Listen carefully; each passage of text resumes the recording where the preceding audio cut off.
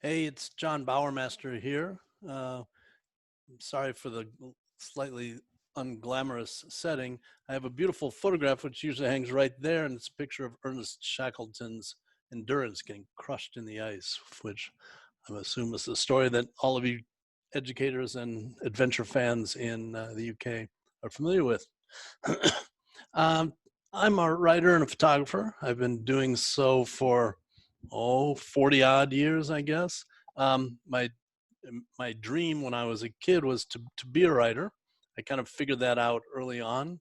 Um, but I thought I would be a sports writer. I thought nothing could be better than going to the ball game, having a hot dog and a beer, and writing about a sporting event. I tried it for a couple of years while I was in college, and it was so boring that I gave up on it. I have a couple journalism degrees. One, a master's degree in public affairs reporting, which kind of qualified me to write about politics and government, which I still do, even though my focus really is on the environment. Um, I didn't grow up as an adventurer or in any kind of adventuring family. Both my parents were actually teachers. We grew up in the Midwest of this country, the United States, and I was a voracious reader. And teachers usually like that because I got my future guidance from reading books. A lot of Jack London, a lot of Ernest Hemingway, a lot of adventure stories. And now today I've been to more than 90 countries. We've made films on every continent, and I have a long 20-year relationship with the National Geographic Society. I've actually done a couple talks at the Royal Geographic Society, which was quite an honor. One was about Vietnam, and another was about Antarctica. Um, I guess we want to talk about how film and writing and photography helps in the classroom to a certain degree. I'm a big believer, and I'll repeat this a few times. I'm a big believer that media makes a difference. The media can make a difference, and I've used adventure and music and a couple other things as a way to draw people into stories. Like, for example, I have some show and tell. I've done, like I said, I've done 11 books. That was my first. Oh, it's backwards to you. That was my first. Um, and I've done 30 odd documentary films, including this series, 8-part series for National Geographic called Sea Kayaking Adventures, which took us around the world to Polynesia and the Aleutian Islands, Croatia, the Altiplano of South America, and Tasmania and Gabon, and then Antarctica, where I've been a couple dozen times actually. Um, and you know, my attitude is, and I've been writing about environmental issues since the late 1970s, actually. And I kind of like the fact that I've stayed the course and continued to report on these same issues. Though over the years, I did kind of figure out that you couldn't just make the same old story, whether it be a film or a book, on an environmental issue, say climate change, because people have gotten so inured to those to the typical story that I think you need new approach to lure people into staying with it, which was the impetus for the kayak trip, for example. I was, and I guess they kind of they retired the honorific, but I was an ocean hero at National Geographic for a while, and I was the only one who didn't really care about fish. My interest was really in the people who live and depend on the sea. So we mounted this 10-year-long project where we traveled around the world by sea kayak, one continent at a time, just an emblematic coastline. We went 800 miles down the coast of Vietnam, for example. We went through the 1,500 islands off of Croatia, but to talk about the environmental issues these bodies of water were facing. And we made a book, a film, and magazine story, internet dispatches, et cetera, from each of the expeditions. But the reason for doing sea kayak expeditions as a way to talk about environmental issues is because if I'm sitting home at night and I've got the clicker on and I see some kind of dry documentary about climate change, I'll probably just keep on clicking. And I have great interest in these issues, but I feel like I've seen those stories before. Whereas if all of a sudden there's 3 or 4 guys in kayaks on the ocean and talking about, you know, sea level rise in Polynesia and how it's impacting people, and literally kayaking up to the shores. Um, that kind of incentivizes people to hang around and watch more. At least that's the way I see it. Um, but how you get these kinds of stories into the classroom? You know, thank God for the internet, and to a certain degree, I mean, there's no lack of content out there. I think that's what's changed in my 40 years of reporting on environmental issues. Is 40 years ago, well, there was a fair amount of information, but now because of the internet, at the click of a keypad, you're overloaded with detail, with information, with knowledge. So that's changed fantastically. So we're not suffering from a lack of information. We're suffering a little bit from lack of ingenuity in how to get these stories in front of people.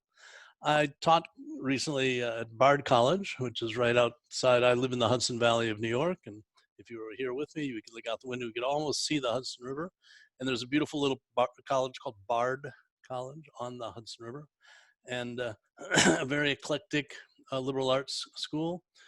Super smart curriculum, super smart students, super smart and talented professors. Um, but my course was called Multimedia Environmental Storytelling. And the challenge, and here's something that if any of you are teaching environmental issues, I think you could easily imitate this and with some success. The idea was to take an environmental subject, any subject, but local, something that was impacting local people, and then pick a medium. And it could be filmmaking, could be writing, could be fiction, could be an art piece, could be anything any medium you wanted. I gave them full range to choose, and they they chose, but the students came from every background, so it was a wide collection of pieces. I approved everything, obviously, in advance, and there were, I think, 16 or 20 students. Some of them did kind of classic multimedia stories that you see on the internet, where it has text and photographs and graphs and maps and charts, which are cool, and I think are a really great learning and teaching tool. But one of them did a story about a micro hydro plant being proposed to be built on campus. Another young woman did a piece about how climate change and related storms impact mountain towns as well as riverside towns. Another woman did a report on how road salt, you know, in the winter they spread salt on the roads to keep the ice at bay. And she wrote about the impact of that salt then getting into the ecosystem because it's not a natural part of it.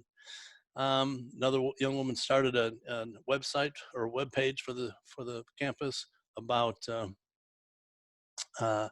corporately responsible investing, which was great. Those are kind of the classic ones. But then a young guy did a story on bicycle use and in the local town, and how laws were being adapted to make bicycling more safe, more easy, more encouraged, etc.